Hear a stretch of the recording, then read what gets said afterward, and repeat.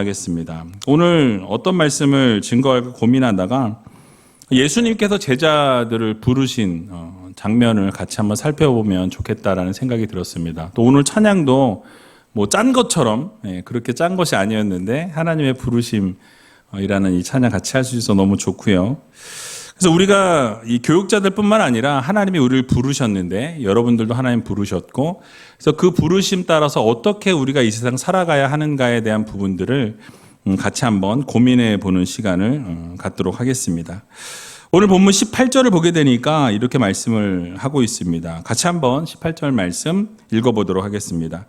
갈릴리 해변에 다니시다가 두 형제 곧 베드로라 하는 시몬과 그 형제 안드레가 바다에 금을 던지는 것을 보시니 저희는 어부라. 아멘.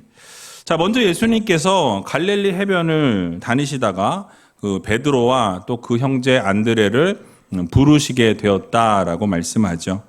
자, 그런데 여기서 우리가 주목해야 될 부분은 예수님께서 이 갈릴리 해변을 다니시면서 이 제자들을 부르실 때의 그 기준과 어떠한 방법으로 부르셨는가에 대한 것들을 생각해 볼 필요가 있습니다.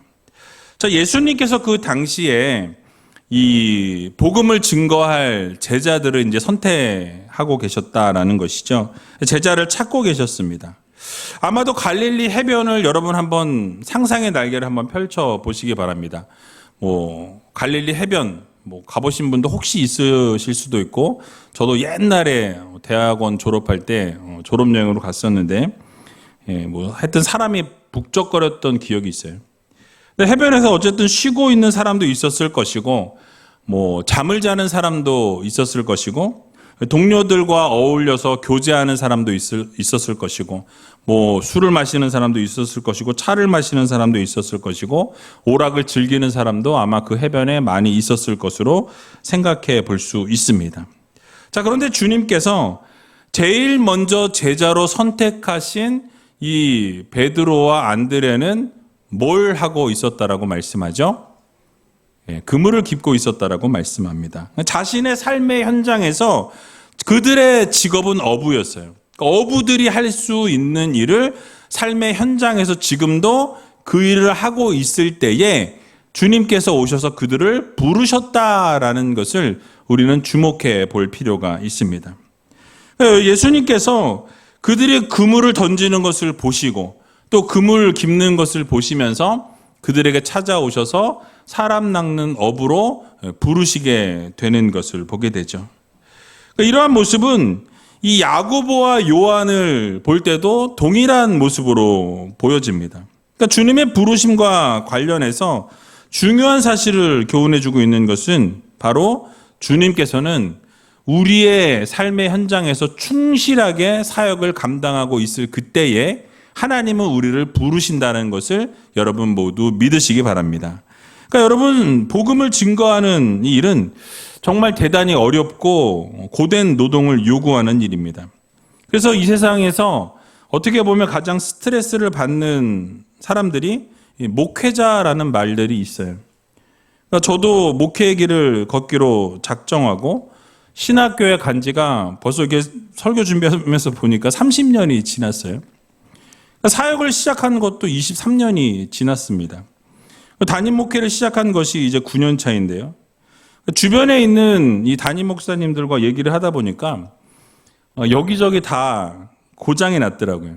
골병이 들었고, 최근에 아는 어떤 목사님은 저랑 한 5살 정도밖에 차이가 안 나는데 이 임플란트를 12개를 심었대요. 너무 스트레스를 많이 받아가지고 그렇게 최근에 이제 그렇게 됐다 하더라고요. 그러니까 주변에 있는 친구 목사들을 봐도 멀쩡한 사람이 없어요. 다 여기저기 고장이 나가지고 겉은 멀쩡한데 여기저기가 어렵더라, 골병이 들었더라라는 거죠. 그러니까 약을 먹고 있는 것을 보게 됩니다.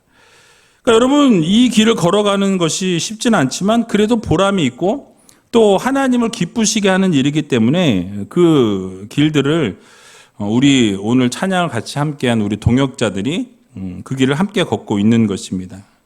자, 그런데 이렇게 힘들고 어려운 복음을 증거하는 그 일을 위해서 하나님께서 부르실 때 아무나 부르시지 않는다라는 거예요. 결코 게으르거나 무책임한 사람들을 부르지 않으신다라는 거죠. 아무나 쓰시지 않는다라는 거예요. 하나님은 선별해서 쓰신다라는 거죠.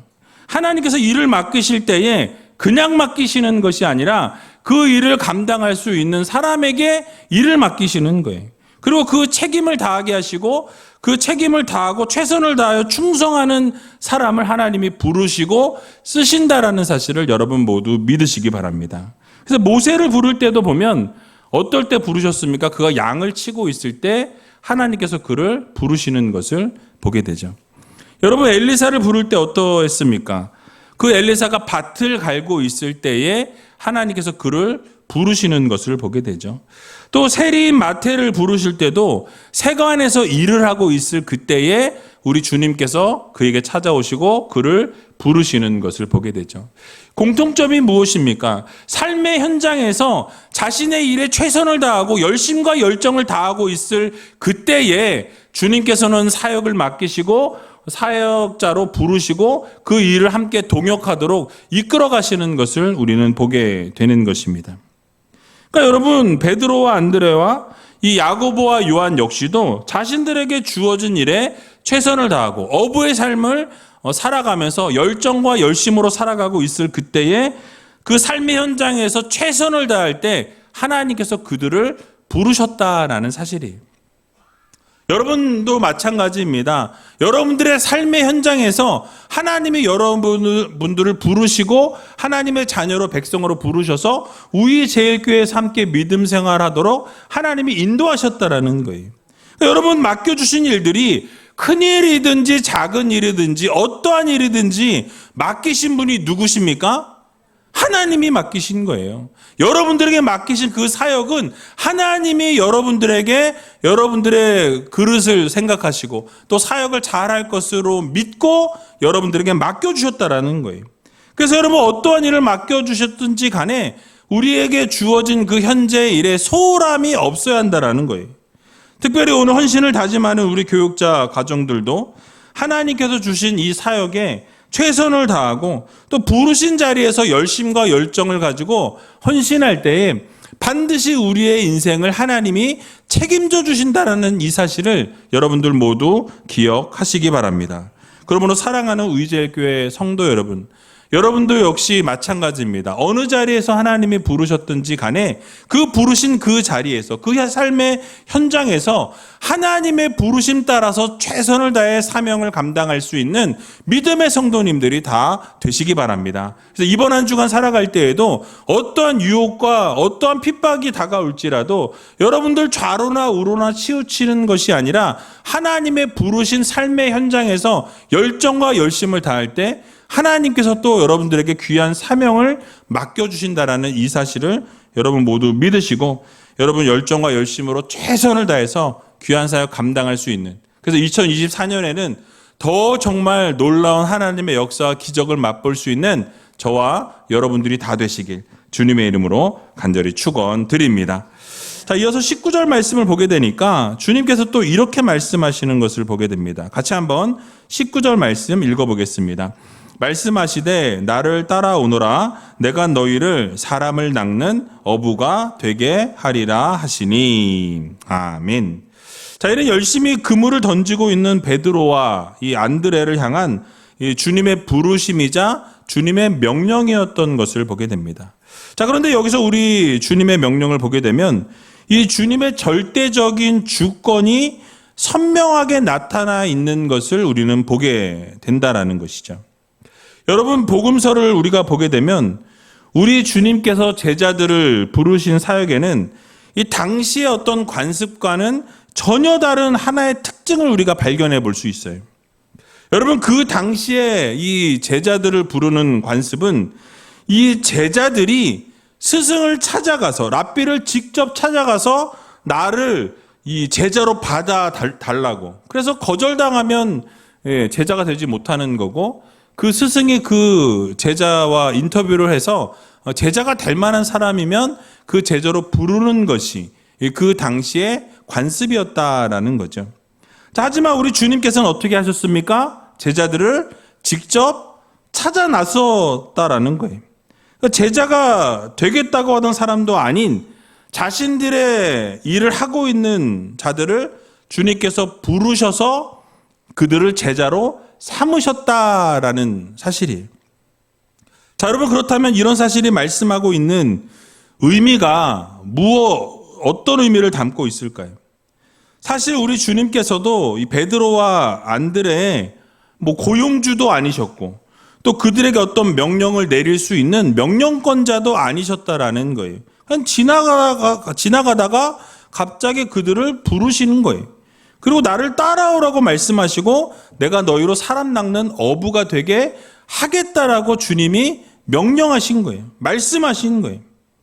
그러니까 여러분, 이 베드로와 안드레에게 말씀하신 그 뉘앙스를 보게 되면 너희가 사람 낚는 어부가 되는 것은 너희들의 노력이 아니라는 거죠.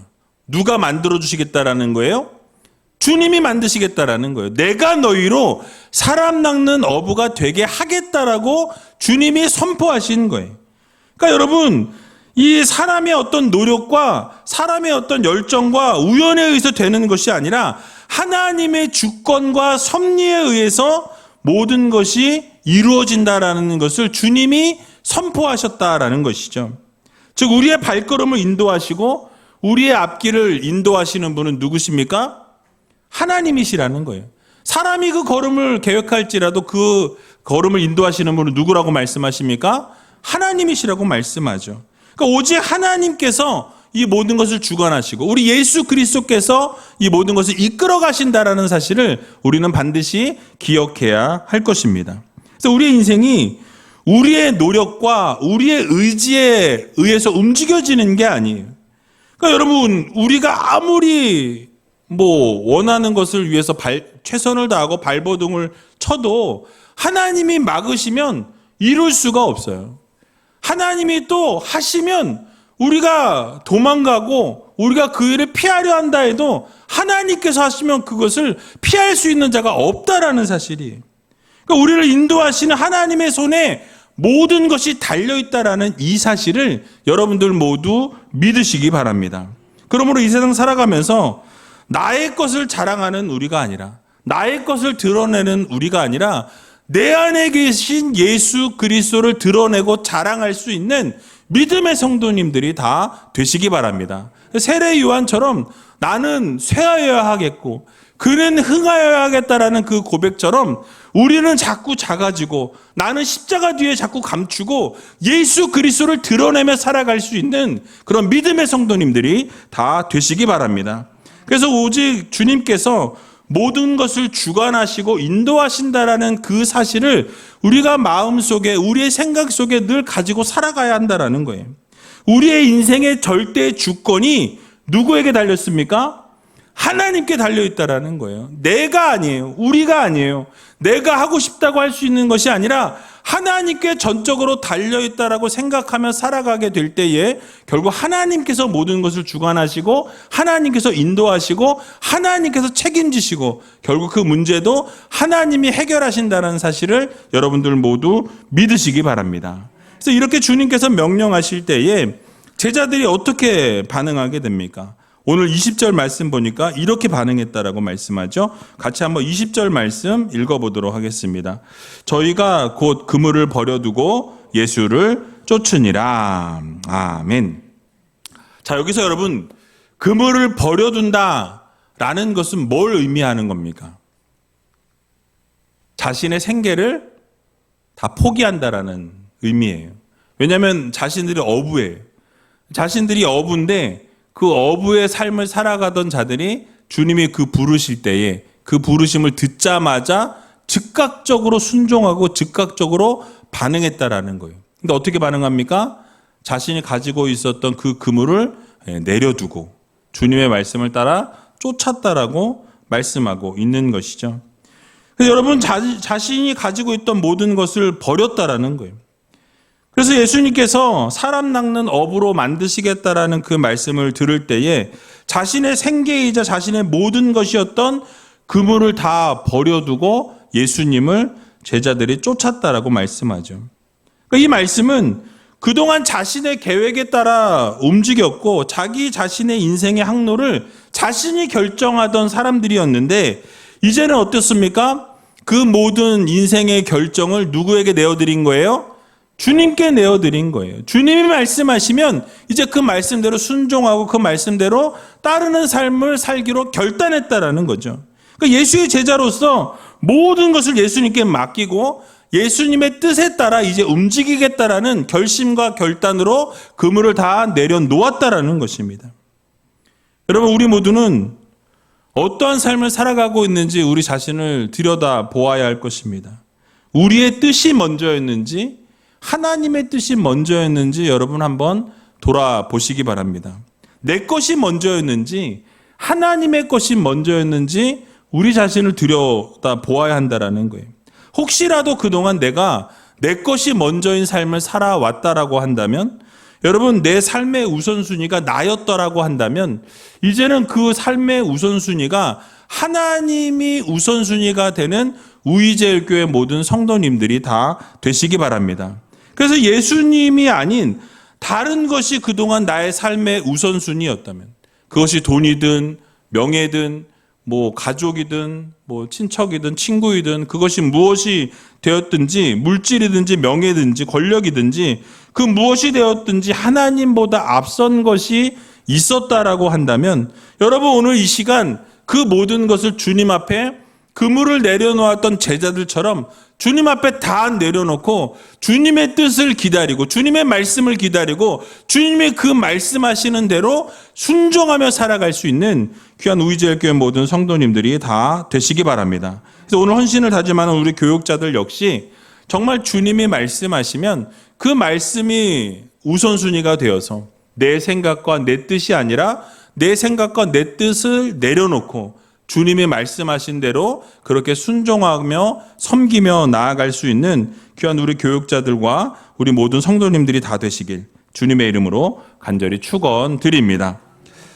졸리시죠? 네. 그래서 마지막으로 이 단어가 너무너무 좋죠. 그죠? 저도 좋아요. 마지막. 오늘 본문 20절과 21절 말씀을 읽고 말씀을 마치도록 하겠습니다. 함께 읽겠습니다. 거기서 더 가시다가 다른 두 형제 곧 세베대의 아들 야고보와 그 형제 요한이 그 붙인 세베대와 한 가지로 배에서 그물 깁는 것을 보시고 부르시니 저희가 곧 배와 붙인을 버려두고 예수를 쫓으니라. 아멘. 자, 앞에서 살펴보았던 이 베드로와 안드레와의 상황이 동일한 것을 우리는 보게 되는 것입니다. 그러니까 야고보와 요한 역시도 배와 부친까지 다 버려두고 예수님을 쫓았다라고 말씀하는 것을 보게 되죠. 즉 오늘 본문에 언급되어 있는 이 네 명의 제자들은 이 예수님께서 부르실 때에 아무 거리낌이 없이 자신들의 모든 것을 다 버려두고 예수님을 쫓았다라고 이렇게 설명하는 것을 보게 됩니다. 그러니까 즉각적인 결단과 즉각적인 순종의 모습을 우리들에게 보여주었다라는 사실이에요. 여러분, 사실 그들의 이런 모습은 이 오늘날의 시각으로 우리가 바라볼 때 상당히 모험을 하는 것이다라고 평가할 수 있습니다. 정말 지극히 모험적인 모습이었다라는 거죠. 왜냐하면 당시 예수님이 이렇다 할 배경도 어떤 재산도 지위도 없는 분이셨다라는 거예요. 게다가 그들에게 어떤 지위나 어떤 것을 보상을 약속해 주시는 것이 없어요. 너희가 나를 따르면 지금 말씀하신 거는 그냥 뭐예요? 사람을 낚는 어부가 되게 하겠다라는 그 약속의 말씀 외에는 다른 야, 너네 집을 내가 챙겨줄게. 너 사례비는 내가 얼마를 줄게. 이런 게 전혀 없다라는 거예요. 그러니까 어떤 보상을 약속하신 것이 없습니다. 그럼에도 불구하고 이 제자들은 모든 것을 다 버려두고 예수님을 따랐다라는 거예요. 그러니까 그렇게 따르게 된 것은 무엇입니까? 잠깐의 그 대화였지만 예수님께서 그 모든 것을 책임지시고 이끌어 가신다라는 믿음과 확신이 들었다라는 거예요. 그러니까 믿음으로 주님을 바라보게 되니까 주님께서 그 모든 것을 내려놓으라 말씀하실 때 내려놓을 수 있었다라는 거예요. 결단과 확신이, 헌신이 확고한 믿음으로 바뀌어졌다라는 거예요. 여러분, 예수님을 따른다라는 것은 사실 우리의 인생에서 결코 쉬운 일이 아닙니다. 예수님께서 때로는 우리에게 어려운 것을 요구하실 때가 있어요. 힘든 것을 요구하실 때가 있습니다. 도저히 그것을 인정하고 받아들일 수 없는 일들을 우리들에게 말씀하시고 요구하실 때가 있더라는 거예요. 어렵고 험한 길입니다. 두려운 길이에요. 외로운 길입니다. 그러나 결국 주님께서 말씀하신 그 길을 걷게 될 때에 하나님께서 놀라운 역사와 은혜를 베풀어 주신다는 사실을 여러분 모두 믿으시기 바랍니다. 그러니까 인간적인 계산이 아니라 하나님이 말씀하시면 즉각적으로 반응하게 될 때 결국 하나님이 우리의 인생을 책임져 주신다는 이 사실을 여러분 모두 믿으시기 바랍니다. 그래서 사도 바울이 예수님을 알고 나서, 예수님을 믿고 나서 그의 삶이 완전히 바뀌어지게 되는 것을 보게 되죠. 그래서 빌립보서 3장 7절에서 8절에 보니까 이렇게 고백하는 것을 보게 됩니다. 같이 한번 읽어보도록 하겠습니다. 그러나 무엇이든지 내게 유익하던 것을 내가 그리스도를 위하여 다 해로 여길 뿐더러 또한 모든 것을 해로 여김은 내 주 그리스도 예수를 아는 지식이 가장 고상함을 인함이라. 내가 그를 위하여 모든 것을 잃어버리고 배설물로 여김은 그리스도를 얻고. 아멘. 여러분 그렇습니다. 사도 바울이 예수님을 알고 나서 어떻게 되었습니까? 그동안 유익하게 생각했던 모든 것들을 어떻게 했어요? 배설물처럼 여겼다. 해로 여겼다라고 말씀하는 것을 보게 됩니다. 이유가 무엇입니까? 예수님을 아는 그 지식이 가장 고상함을 인함이라고 말씀하죠. 그러니까 예수님이 최고라는 거예요. 예수님을 알고 나니까 세상의 모든 것은 이제 배설물처럼 여겨지는 인생이 되었다라고 말씀하고 있습니다. 제자들도 마찬가지예요. 제자들도 예수님께서 부르시고 그 예수님의 부르심에 순종하면서 그들의 믿음이 성장해 나갔다라는 거예요. 이제는 그 모든 것을 다 내려놓고 생계까지도 다 주님 앞에 올려드리고 주님의 말씀대로 주님이 원하시는 대로 살아가게 될 때 결국 그 인생은 하나님이 책임져 주신다라는 것을 여러분들 모두 기억하시기 바랍니다. 그러므로 이 세상 살아가면서 여러분 얼마나 감사합니까? 우리가 주님이 우리를 부르셨다라는 거예요. 주님이 여러분 한 분 한 분을 부르셔서 우리 제일교회에서 함께 믿음 생활할 수 있도록 인도해 주신 것. 이게 여러분 얼마나 놀라운 일입니까? 이 놀라운 사역에 하나님이 여러분을 부르시고 하나님이 여러분들에게 사명을 맡기시고 귀한 사명을 또 2024년에도 하나님이 주셨는데 우리의 마음은 어때요? 또 하라고? 또 이걸 또 감당하라고?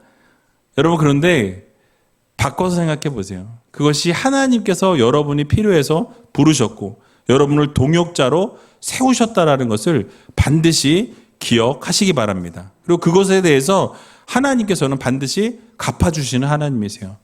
무엇으로 갚으실지 저는 몰라요. 그러나 하나님이 반드시 갚아주신다라는 이 사실을 여러분 모두 믿으시고 정말 주님으로 인해서 여러분 얼마나 사실 감사합니까?